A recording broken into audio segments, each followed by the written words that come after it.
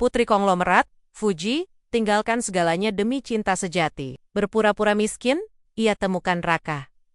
Namun, saya dikucilkan di keluarga suamiku. Dan setelah rahasia terungkap semua berubah. Fuji menatap pantulan dirinya di cermin rias, yang dikelilingi bolem-bolem bercahaya. Gaun malam sutra berwarna emerald, memeluk tubuh rampingnya dengan sempurna. Berkilauan diterpa cahaya. Kalung berlian melingkar anggun di leher jenjangnya. Di usia 25 tahun, Fuji adalah putri tunggal dari keluarga Wijaya. Konglomerat yang namanya terukir di setiap lini bisnis, dari properti hingga teknologi. Hidupnya, bagi banyak orang, adalah mimpi yang jadi kenyataan. Kemewahan tak terbatas, fasilitas serba cukup, dan setiap keinginan terwujud dengan mudah. Namun, bagi Fuji, kemewahan itu terasa seperti penjara emas. Setiap senyum yang ia tunjukkan di acara sosial adalah topeng. Setiap percakapan adalah sandiwara. Ia lelah, sangat lelah dengan tuntutan masyarakat. Dengan perjodohan yang tak henti-hentinya diarahkan pada pria dari klan bisnis sepadan, di mana cinta hanyalah komoditas yang diperdagangkan, dan pernikahan adalah kontrak bisnis belaka. Ia mendambakan sesuatu yang lebih, sesuatu yang tulus, yang datang dari hati, bukan dari daftar aset. Titik baliknya datang di sebuah acara amal kecil yang ia hadiri secara diam-diam, tanpa diketahui orang tua. Bukan acara amal megah yang biasa dihadiri keluarganya, melainkan sebuah bazar seni yang hasilnya didonasikan untuk anak-anak jalanan. Di sana, di antara kerumunan orang biasa yang penuh semangat, ia bertemu Raka. Raka bukan siapa-siapa dalam definisi dunia Fuji. Ia hanya seorang relawan yang sibuk mengatur logistik, mengenakan kaos oblong sederhana, namun senyumnya hangat, dan tatapannya penuh empati. Fuji melihat bagaimana Raka berinteraksi dengan anak-anak, dengan para seniman jalanan. Raka tidak berbicara tentang saham atau akuisisi perusahaan. Ia berbicara tentang harapan, tentang kebaikan kecil yang bisa mengubah dunia, tentang nilai sebuah kerja keras dan ketulusan. Filosofi hidup Raka yang begitu kontras dengan dunianya, yang serba instan dan materi, memukau Fuji. Ada kilau di mata Raka yang belum pernah ia lihat pada pria calon suaminya yang berjas mahal. Malam itu, setelah pulang ke istana mewahnya yang terasa dingin, sebuah gagasan ekstrem mulai bergelora. Dalam benak Fuji, ia ingin mencari cinta sejati. Cinta yang tulus, tanpa embel-embel kekayaan dan status. Dan untuk itu, ia harus melepaskan segala yang ia miliki. Ia harus menyembunyikan identitas aslinya. Aku akan berpura-pura miskin, bisik Fuji pada dirinya sendiri, di hadapan cermin. Gila, ia tahu. Tapi ini adalah satu-satunya cara. Hanya dengan menjalani kehidupan sederhana, ia percaya bisa memenangkan hati pria seperti Raka. Pria yang menghargai ketulusan dan kerja keras, bukan nama belakang atau kekayaan keluarga Persiopen pun. Dimulai dengan rahasia yang ketat. Fuji menggunakan tabungan kecilnya yang tersembunyi, yang ia kumpulkan dari uang saku dan hadiah ulang tahun, jauh dari pantauan manajer keuangan keluarganya. Ia mencari kontrakan kecil di sebuah kompleks perumahan sederhana di pinggiran kota. Sebuah tempat yang sangat kontras, dengan kamar tidurnya yang seukuran lapangan bulu tangkis. Ia membeli pakaian bekas di pasar loak, memilih model-model yang biasa dipakai oleh gadis-gadis pekerja. Ia juga menghabiskan waktu berjam-jam mempelajari bagaimana caranya memasak masakan rumahan sederhana, mencuci pakaian dengan tangan, dan melakukan pekerjaan rumah tangga yang seumur hidupnya selalu dikerjakan oleh para asisten.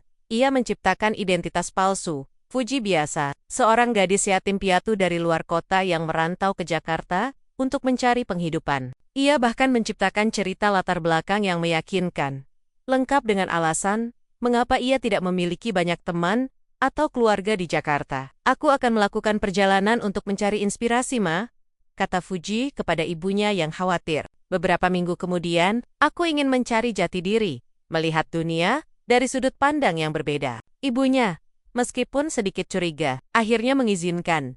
Karena Fuji memang sering melakukan hal-hal eksentrik seperti itu. Dan ia tahu, Fuji akan selalu kembali pada kemewahan pada akhirnya. Dengan sebuah ransel berisi beberapa pakaian sederhana dan sedikit uang tunai, Fuji meninggalkan rumah mewahnya. Ia menolak diantar supir pribadi. Dengan hati berdebar, ia naik taksi menuju kontrakan barunya. Perpisahan itu terasa seperti sebuah perpisahan selamanya dari kehidupan lamanya. Sebuah langkah menuju jurang ketidakpastian. Setibanya di kontrakan kecilnya, ia membuka pintu dan merasakan aroma debu dan kesederhanaan. Ini adalah tempat barunya, dunia barunya. Ia menatap cermin yang buram di dinding kamar. Melihat pantulan dirinya yang baru. Tanpa gaun sutra, tanpa perhiasan. Hanya seorang gadis biasa, dengan rambut terurai dan wajah polos. Ia merasakan campuran ketakutan dan antusiasme yang aneh. Apakah sandiwara ini akan berhasil? Apakah ia benar-benar bisa menemukan cinta yang ia dambakan di balik tirai sandiwara hati ini? Pertanyaan itu menggantung di udara, mengawali babak baru dalam hidupnya yang penuh misteri. Pagi pertama di kontrakan barunya, Fuji terbangun dengan rasa terkejut. Tidak ada sinar matahari yang menembus gorden sutra mahal, melainkan cahaya rimeng-rimeng dari jendela kecil yang tertutup terpal. Tidak ada aroma kopi Arabica segar yang disiapkan asisten rumah tangga, melainkan bau udara lembab dan aroma masakan tetangga yang samar. Ini adalah realitas barunya. Sebuah tamparan keras setelah 25 tahun hidup dalam kemewahan. Ia melangkah ke dapur. Sebuah ruangan sempit, dengan kompor gas 2 tungku dan wastafel kecil. Tidak ada oven canggih, tidak ada mesin pencuci piring otomatis. Fuji menghela napas. Untuk pertama kalinya dalam hidupnya, ia harus mencuci piring dengan tangannya sendiri. Air dingin menyentuh kulitnya, membersihkan sisa nasi dan minyak. Gerakan canggung. Beberapa kali piring nyaris terlepas dari genggamannya. Mencuci pakaian, itu juga pekerjaan yang sama sekali baru. Ia harus mengucek, membilas, lalu menjemurnya di tali jemuran yang membentang di belakang kontrakan. Tubuhnya pegal. Tangannya terasa kasar. Tapi anehnya, ada kepuasan kecil yang merayapi hatinya. Ia telah melakukan sesuatu dengan tangannya sendiri. Tantangan terbesar berikutnya adalah mencari pekerjaan. Fuji terbiasa dengan kemudahan, di mana tawaran pekerjaan datang sendiri, atau posisinya sudah disiapkan di salah satu perusahaan ayahnya. Kini, ia harus berjuang dari nol. Ia membeli koran bekas, mencari kolom lowongan kerja, dan melamar ke berbagai tempat. Kafe, restoran cepat saji, toko kelontong semua Eakoba. Maaf, pengalaman Anda kurang. Kami mencari yang punya ijazah. Kejuruan? Penampilan Anda terlalu bersih untuk pekerjaan ini. Berbagai alasan penolakan ia dengar. Fuji terbiasa dengan pujian dan pengakuan. Kini, ia harus menghadapi penolakan yang berulang kali, merobek sedikit demi sedikit ego yang selama ini ia miliki. Ia sempat putus asa, ingin menyerah dan kembali ke pelukan kemewahan yang nyaman. Namun, bayangan senyum Raka dan filosofi kesederhanaan yang ia dengar dari pria itu, entah mengapa, memberinya kekuatan untuk bertahan. Suatu sore, saat Fuji berjalan, pulang setelah ditolak dari sebuah laundry kiloan, ia berpapasan dengan sebuah mobil pickup yang terparkir di pinggir jalan. Dari bak belakangnya, seorang pria tengah menurunkan kereng-kereng berisi beras dan bahan makanan. Pria itu menoleh dan tersenyum ramah. Itu adalah Raka. Jantung Fuji berdegup kencang. Ia tidak menyangka akan bertemu Raka lagi, apalagi di lingkungan seperti Fuji yang kini berpenampilan sangat sederhana, dengan celana jeans usang dan kaos polos, berharap Raka tidak akan mengenalinya. Hai, sapa Raka. Senyumnya sama hangatnya seperti yang Fuji ingat. Mau kemana? Kelihatannya lelah sekali. Fuji tergagap.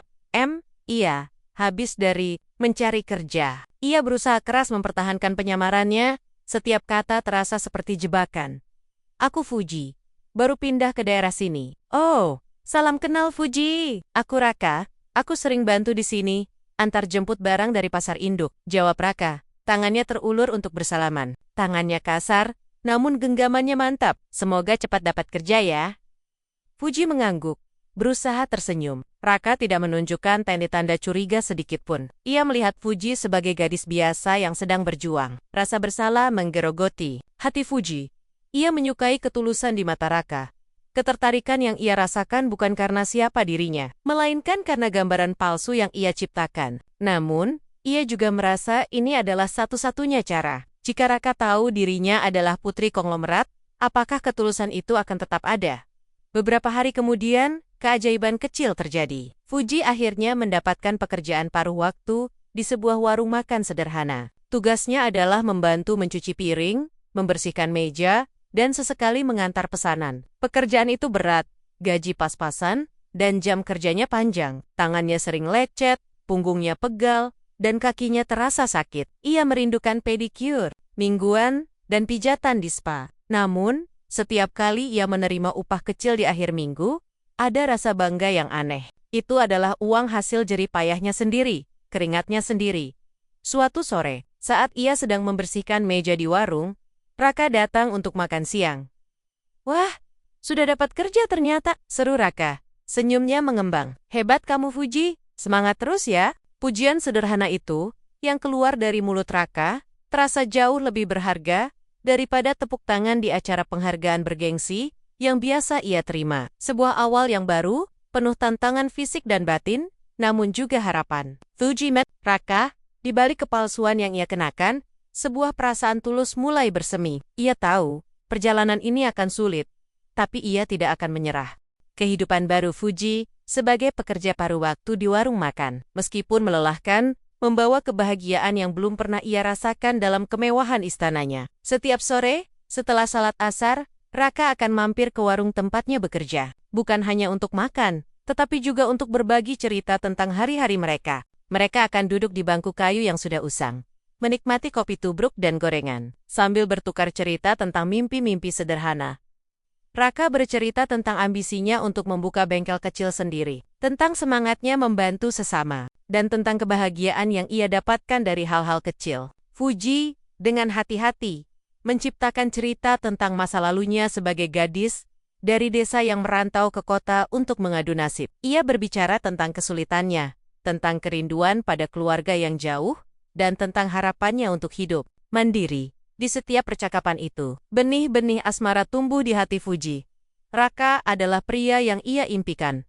Tulus, pekerja keras, dan memiliki hati yang besar. Ia mencintai Raka bukan karena harta atau status, tetapi karena esensi dirinya. Bersama Raka, tawa Fuji terasa lebih lepas, senyumnya lebih tulus, dan beban di pundaknya terasa ringan. Ia menemukan kebahagiaan yang sesungguhnya, jauh dari kilauan, berlian dan decak kagum orang-orang di sekelilingnya.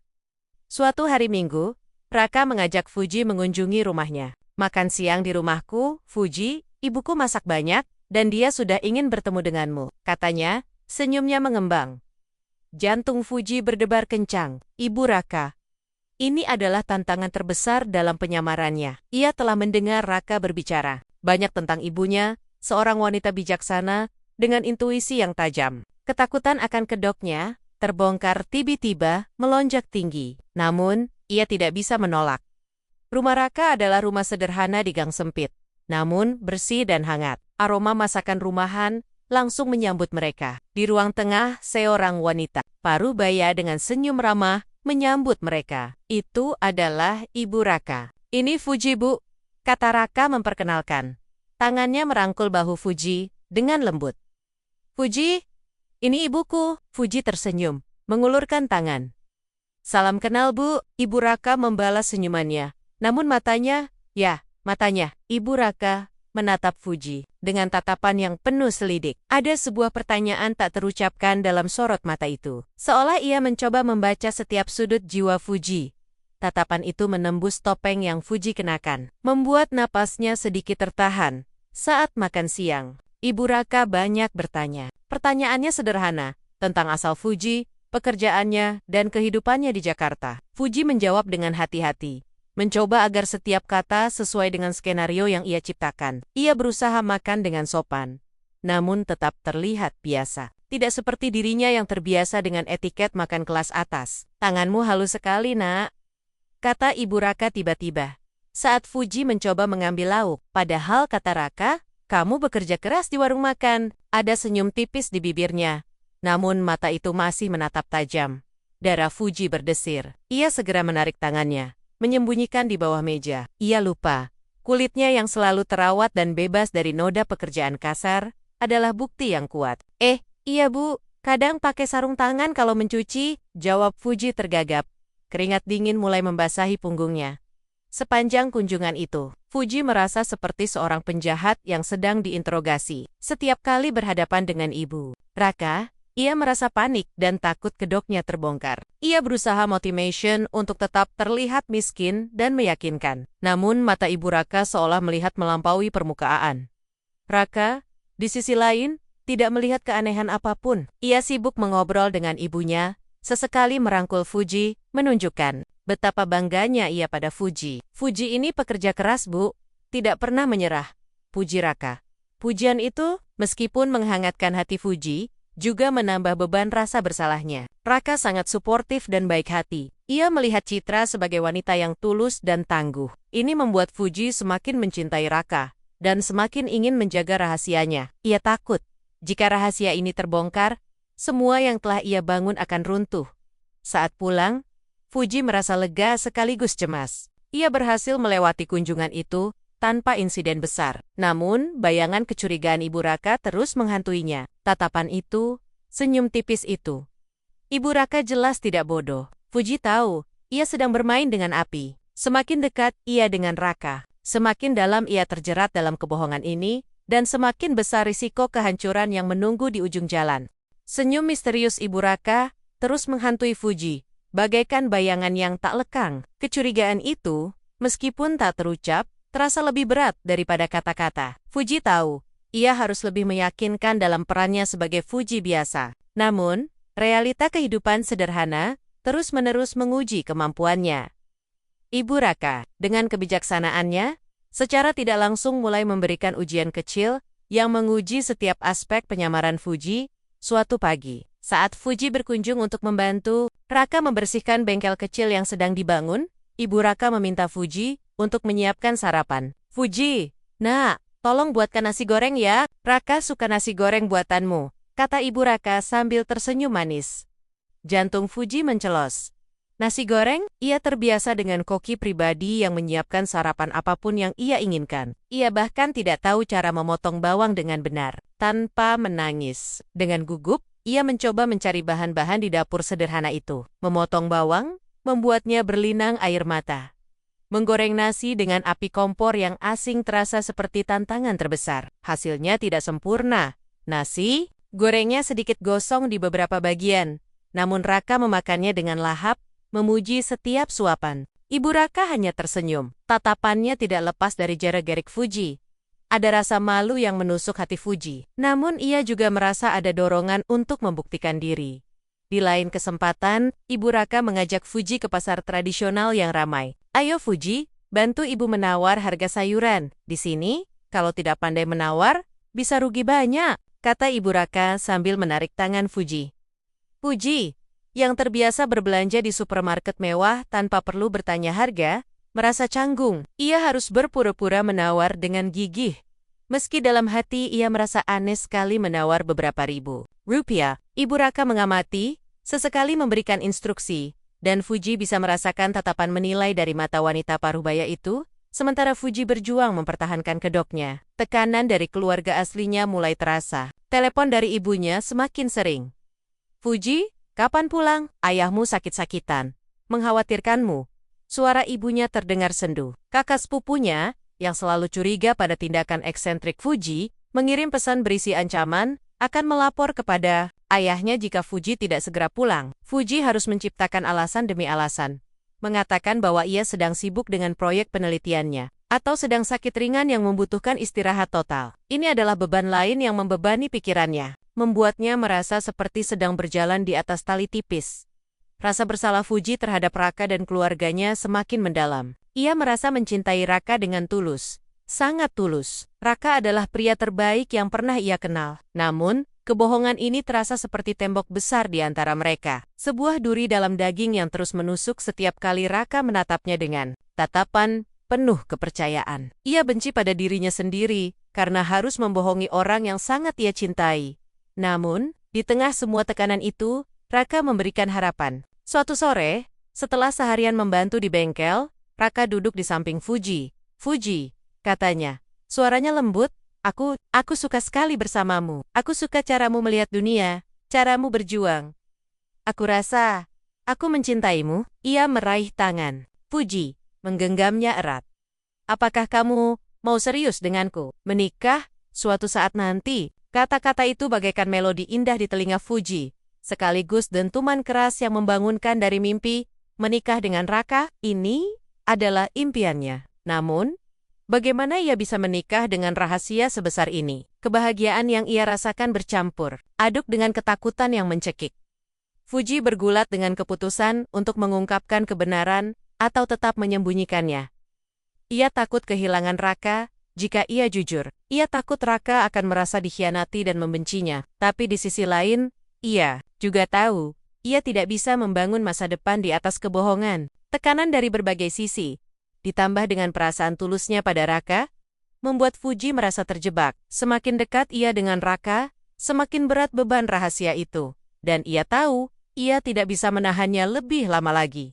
Tekanan batin yang menghimpit Fuji mencapai puncaknya. Cinta Raka yang semakin dalam bagaikan air yang terus naik, mengancam menenggelamkan perahu kecil rahasianya. Ia tahu, ia tidak bisa terus-menerus hidup dalam beang-beang kebohongan. Rasa bersalah telah menggerogoti setiap sudut hatinya, membuat setiap momen kebahagiaan terasa palsu. Sudah saatnya, sudah waktunya untuk mengungkapkan segalanya.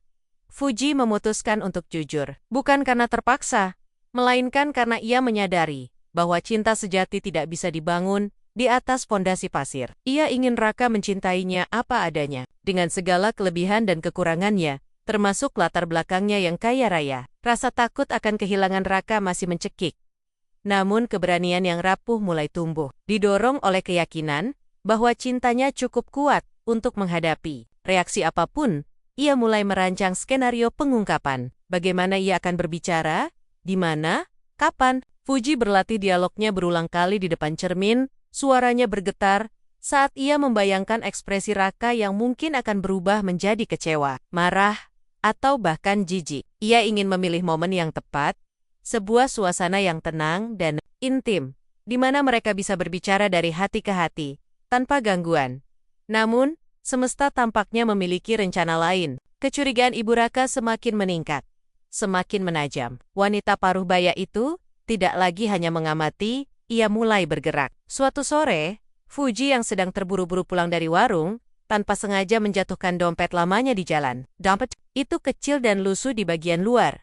Namun di dalamnya, terselip sebuah kartu nama desainer tas tangan mahal yang ia lupa keluarkan. Dan sebuah kartu kredit platinum yang untungnya tidak terlihat jelas. Ibu Raka yang kebetulan sedang melintas, melihat dompet itu dan memengutnya. Fuji, ini dompetmu jatuh. Sheru Ibu Raka menyerahkan dompet itu, tatapannya tertuju pada dompet, lalu beralih tajam ke mata Fuji. Ia seperti sedang menimbang sesuatu, menunjuk sebuah keanehan pada dompet sederhana, yang seolah tak cocok dengan isi samar yang ia intip. Fuji merinding. Astaga, terima kasih banyak, Bu. Ia segera meraih dompet itu. Jantungnya berdebar kencang. Ia bisa bersumpah. Ibu Raka sempat melihat sekilas isi dompetnya. Kecurigaan di mata wanita itu kini lebih kentara, seperti awan gelap yang siap pecah menjadi badai. Beberapa hari kemudian, Fuji hampir saja bertemu dengan salah satu rekan bisnis ayahnya di sebuah pusat perbelanjaan kelas atas, tempat ia dulunya biasa menghabiskan waktu. Ia sedang membeli beberapa kebutuhan pokok untuk kontrakan, dan tiba-tiba melihat sosok yang sangat familiar di kejauhan. Dengan panik, ia bersembunyi di balik rak pajangan, menahan napas sampai sosok itu berlalu. Momen-momen nyaris terbongkar seperti ini semakin mempertegas bahwa waktu semakin sempit. Ia tidak bisa menunda lagi. Rahasia itu akan meledak, cepat atau lambat, di tengah semua ketegangan ini. Janji pada dirinya sendiri semakin kuat. Setelah rahasia ini terungkap, ia akan jujur sepenuhnya. Apapun risikonya, tidak akan ada lagi kepura-puraan, tidak ada lagi sandiwara. Ia siap menghadapi konsekuensi terberat sekalipun, termasuk kehilangan Raka, jika itu adalah harga yang harus ia bayar untuk kebebasan dan kejujuran. Fuji merasa seolah-olah sedang berdiri di tepi jurang sayap. Ketakutan masih merayapi hatinya. Namun ada ketenangan aneh yang menyertainya. Ia tahu, babak baru akan segera dimulai. Apakah Raka akan menerima dirinya yang sebenarnya? Apakah cintanya cukup kuat untuk bertahan? Dari guncangan ini, Fuji hanya bisa berharap.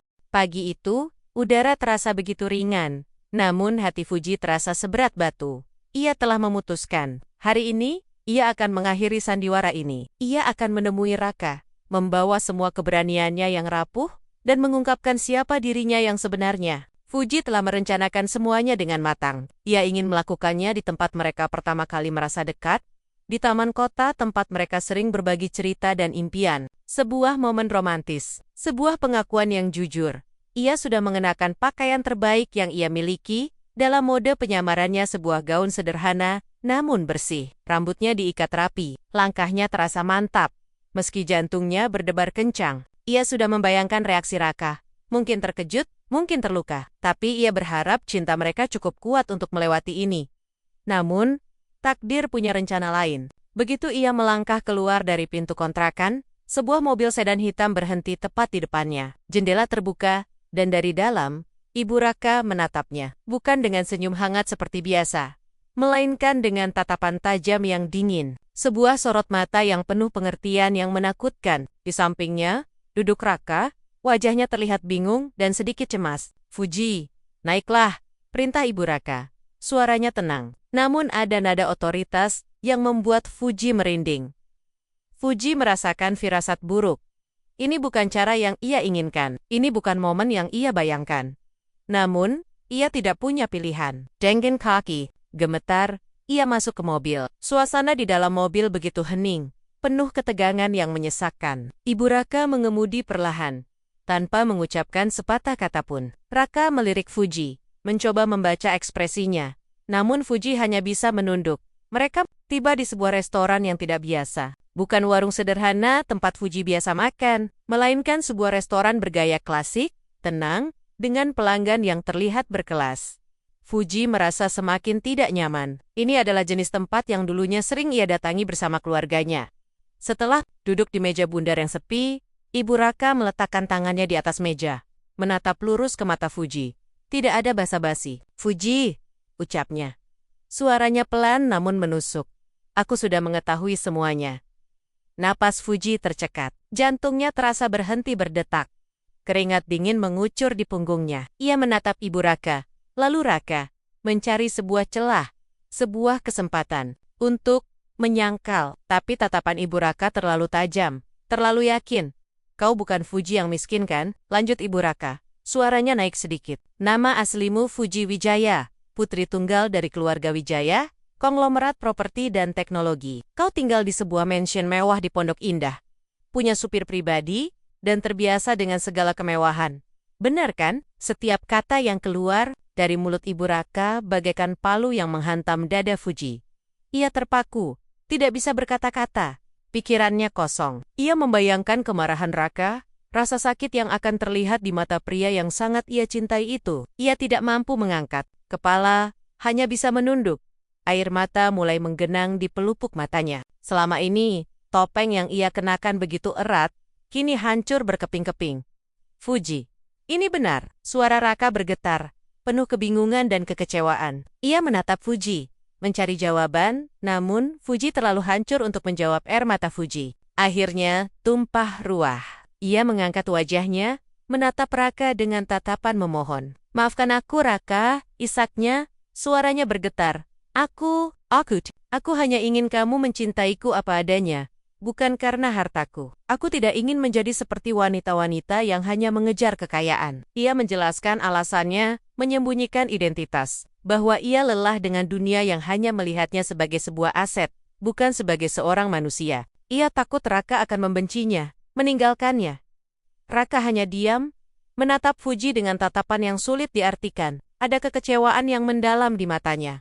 Namun juga ada kebingungan. Ia tidak marah seperti yang Fuji bayangkan, melainkan lebih pada keterkejutan dan rasa sakit karena dikhianati. Suasana menjadi hening. Fuji merasa seluruh dunianya runtuh. Ia menunggu reaksi marah, cacian, atau bahkan pengusiran. Namun, Ibu Raka justru melakukan sesuatu yang di luar dugaan. Ia menghela napas panjang. Kemudian, sebuah senyum tipis yang bijaksana merekah di bibirnya. Senyum yang begitu tenang, begitu penuh pengertian. "Aku sudah tahu, Nak," kata Ibu Raka. Suaranya kini penuh kelembutan, seolah tidak ada badai yang baru saja ia ciptakan. "Aku sudah tahu sejak awal." Fuji dan Raka sama-sama terkejut. Mata mereka melebar, menatap Ibu Raka dengan tak percaya. "Awalnya aku memang curiga," lanjut Ibu Raka. "Cara kamu memegang sendok, caramu berbicara, dan terutama tanganmu yang begitu halus, Nak, tidak cocok dengan cerita tentang gadis perantauan pekerja keras. Tapi aku melihat matamu, Fuji. Aku melihat ketulusan di sana. Setiap kali kamu menatap Raka, aku melihat bagaimana kamu berjuang, bagaimana kamu tidak mengeluh saat bekerja keras. Aku melihat kamu rela melepaskan semua kemewahanmu demi mendapatkan cinta anakku dengan cara yang paling tulus. Ibu Raka menoleh ke arah Raka. Raka, anakku, dia melakukannya karena cinta. Dia ingin kamu mencintainya apa adanya. Bukan karena statusnya, dia berani mengambil risiko ini demi kamu. Lalu ia kembali menatap Fuji. Tatapan matanya kini dipenuhi kekaguman. Aku mengagumi dedikasimu, Fuji. Tidak banyak orang yang berani melakukan ini. Kebohonganmu memang menyakitkan, tapi niatmu, itu. Suasana hening kembali. Namun kali ini bukan hening yang mencekam, melainkan hening yang penuh kelegaan. Yang aneh, Fuji menatap Ibu Raka. Lalu Raka, air mata kembali mengalir. Namun kali ini adalah air mata percampuran antara rasa bersalah yang teramat sangat, rasa malu yang membakar, namun juga sebuah kelegaan yang luar biasa. Rahasianya telah terbongkar, namun reaksi yang ia terima jauh dari yang ia bayangkan. Ini adalah permulaan, sebuah lembaran baru yang akan mereka tulis bersama. Keheningan di restoran itu pecah oleh isak tangis Fuji, yang kini bercampur dengan napas lega. Pengakuan Ibu Raka, bahwa ia telah mengetahui segalanya sejak awal, adalah pukulan yang lebih telak daripada kemarahan. Namun, di saat yang sama, ia juga adalah sebuah pelukan hangat, yang menghapus sebagian besar ketakutan Fuji Raka, yang sedari tadi terdiam, akhirnya angkat bicara. Bu, kenapa ibu tidak bilang padaku? Tanya Raka. Suaranya dipenuhi keterkejutan, dan sedikit rasa sakit. Ia menatap ibunya. Lalu beralih menatap Fuji, dengan tatapan bingung. Kenapa ibu membiarkan aku, membiarkan kami berdua dalam kebohongan? Ini, Ibu Raka menghela napas panjang. Menatap putranya dengan tatapan lembut. Nak, cinta itu bukan tentang apa yang kita miliki, tapi tentang siapa kita dan apa yang ada di hati. Ibu ingin kamu melihat Fuji apa adanya, bukan karena nama keluarganya. Dan ibu juga ingin Fuji membuktikan dirinya sendiri, bukan karena ia anak konglomerat. Ia beralih menatap Fuji. Ibu tahu, niatmu tulus, nak. Tapi cara yang kamu pilih itu melukai kepercayaan. Ibu ingin melihat apakah kamu benar-benar memiliki keberanian dan ketulusan untuk mempertahankan cinta ini, bahkan setelah kebohonganmu. Sebuah kesepakatan kemudian diusulkan oleh Ibu Raka. Sebuah proposal yang membuat Fuji dan Raka Somasima terdiam. Fuji, kata Ibu Raka. Suaranya tegas namun penuh kebijaksanaan. Jika kamu ingin sepenuhnya diterima sebagai bagian dari keluarga ini, jika kamu ingin cintamu dengan Raka bisa berjalan tanpa beang-beang masa lalu, maka kamu harus membuktikan diri. Mata Fuji berbinar. Membuktikan diri bagaimana, Bu? Tanyanya. Ada secercah harapan di balik kekalutan perasaannya. Kamu harus melewati serangkaian tantangan yang akan Ibu berikan. Jawab Ibu Raka. Tantangan ini tidak akan melibatkan uang. Fuji, tidak sedikit pun. Ini akan menguji karaktermu, kesabaranmu, empatimu, kerendahan hatimu, dan nilai-nilai sejatimu. Jika kamu berhasil melewatinya, jika kamu dapat menunjukkan komitmenmu, maka kamu akan Ibu terima dengan sepenuh hati. Bukan karena kamu Fuji Wijaya, tapi karena kamu Fuji yang tulus mencintai anak Ibu. Dilema besar kembali menghimpit Fuji di satu sisi, ia bisa saja kembali ke kehidupannya yang nyaman, melupakan Raka, dan semua drama ini. Keluarga aslinya pasti akan menyambutnya kembali dengan tangan terbuka. Tapi, apakah ia akan bahagia? Ia sudah merasakan hampa di balik semua kemewahan. Di sisi lain, menerima tantangan ini, berarti ia harus menghadapi ketakutan terbesarnya. Berjuang lebih keras lagi, dan mempertaruhkan segalanya demi cinta, Raka. Yang sedari tadi mendengarkan, akhirnya meraih tangan Fuji, genggamannya hangat dan menguatkan. Fuji, aku tahu ini berat, aku tidak akan memaksamu. Keputusan ada di tanganmu, katanya. Sorot matanya menunjukkan dukungan penuh. Tapi, aku mencintaimu. Aku sudah mencintai Fuji yang sederhana itu. Jika kamu berani berjuang untuk kita, aku akan selalu ada di sisimu. Kata-kata Raka, bagaikan embun penyejuk di tengah gurun kegundahan Fuji. Cinta Raka, meskipun sedikit terluka, ternyata tidak goyah. Dukungannya adalah energi yang ia butuhkan. Ia menatap mata Raka lalu ke mata ibu. Raka yang penuh harap namun tetap tegas. Fuji tahu, ini adalah kesempatan terakhirnya untuk menebus kesalahan, untuk membuktikan ketulusan cintanya. Ini bukan hanya untuk Ibu Raka atau Raka, tapi juga untuk dirinya sendiri, untuk menemukan jati dirinya yang sebenarnya jauh dari nama besar Wijaya atau topeng kesederhanaan. Dengan tekad yang membara, Fuji menarik napas dalam-dalam. Aku akan melakukannya, Bu, ucapnya mantap. Suaranya tidak lagi bergetar. Aku akan menerima tantangan Ibu. Aku akan membuktikan bahwa aku tulus mencintai Raka. Dan aku siap menjadi bagian dari keluarga ini. Senyum tipis kembali terukir di bibir. Ibu Raka, kali ini lebih jelas, lebih tulus. Raka menekan tangan Fuji, sorot matanya memancarkan kelegaan dan kebanggaan. Badai pengungkapan telah usai. Kini tiba saatnya menghadapi ujian sesungguhnya. Ujian karakter, ujian hati, dan ujian cinta yang akan menentukan masa depan mereka. Tantangan dari Ibu Raka bukanlah sekadar formalitas, melainkan sebuah perjalanan mendalam yang menguji setiap serat karakter Fuji. Ini bukan ujian di atas kertas atau di ruang kelas mewah. Ini adalah ujian kehidupan nyata yang mengikis lapisan-lapisan. Kemewahan dan prasangka yang selama ini menyelimuti Fuji. Tantangan pertama adalah mengelola sebuah proyek sosial kecil di permukiman kumuh. Dengan dana yang sangat terbatas, Fuji, yang terbiasa mengelola anggaran pemasaran jutaan dolar, kini harus berhemat demi beberapa ratus ribu rupiah. Ia harus berkeliling mencari donasi pakaian bekas, mengorganisir makanan dari sisa-sisa pasar, dan mengajar anak-anak membaca. Di bawah tenda sederhana, tidak ada AC, tidak ada asisten, hanya debu, keringat, dan wajah-wajah penuh harapan. Fuji sering merasa putus asa. Ia pernah menangis karena tidak sanggup menghadapi bau got atau pandangan sinis dari beberapa warga yang meremehkannya. Kebiasaan lamanya, ingin serba cepat dan instan, terus muncul. Namun, setiap kali ia melihat senyum tulus anak-anak atau mata berbinar para ibu yang berterima kasih, ia kembali mendapatkan kekuatannya. Tantangan berikutnya adalah merawat nenek Ida, tetangga Ibu Raka, yang sudah sangat tua dan sakit-sakitan. Nenek Ida adalah seorang wanita tua yang rewel dan sering mengeluh. Fuji harus menyiapkan makanan, membersihkan rumah nenek Ida yang kecil dan agak berantakan, serta sabar mendengarkan keluhan-keluhan nenek Ida tentang masa lalu. Ini adalah hal yang paling sulit bagi Fuji.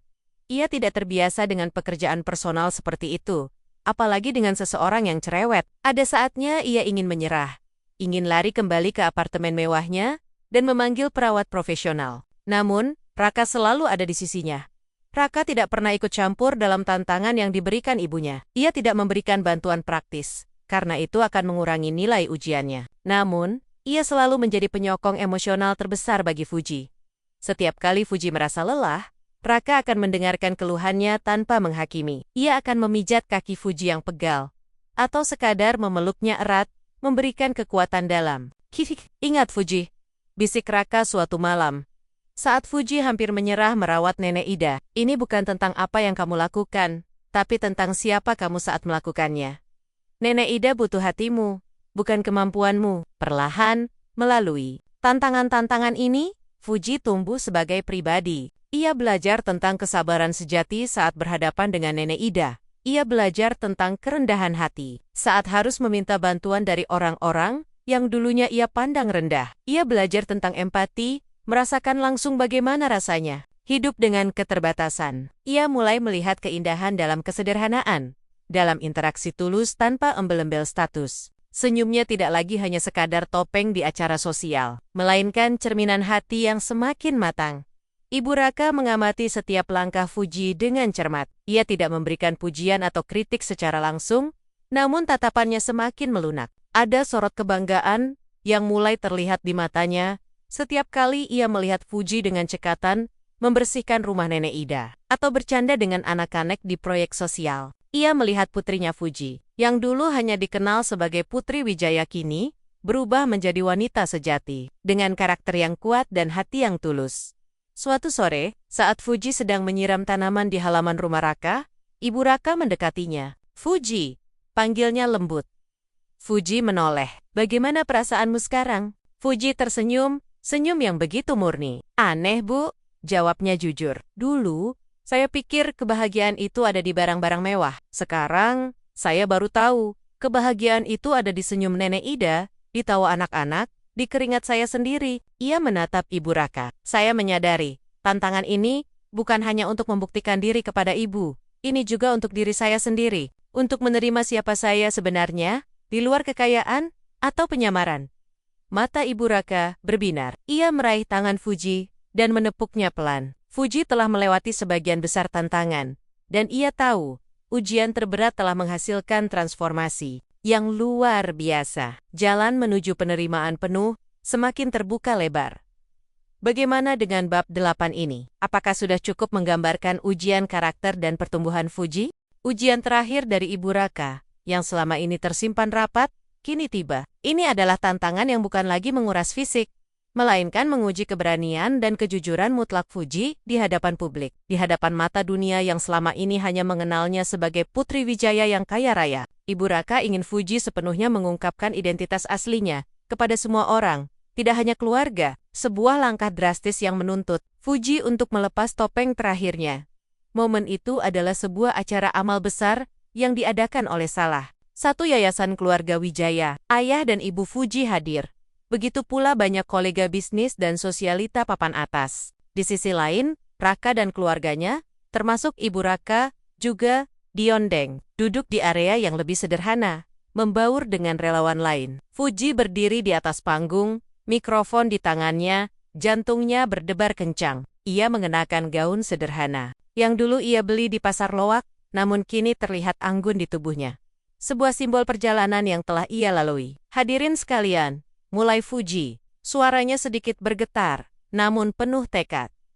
Malam ini, saya ingin berbagi sebuah kisah tentang pencarian jati diri dan makna cinta yang sesungguhnya. Ia mulai menceritakan perjalanannya, dari kehidupannya yang mewah namun hampa, pertemuannya dengan Raka, keputusannya untuk menyamar sebagai Fuji biasa yang miskin, hingga semua tantangan dan rintangan yang ia hadapi. Ia tidak menyembunyikan rasa bersalahnya, ketakutannya, maupun kebodohannya di masa lalu. Ia berbicara tentang bagaimana ia belajar mencuci baju, memasak, mencari pekerjaan, dan merawat nenek Ida yang rewel. Ia menyebutkan bagaimana Ibu Raka telah mengetahui semuanya sejak awal, dan bagaimana wanita bijaksana itu telah membimbingnya melalui serangkaian ujian yang mengubah hidupnya.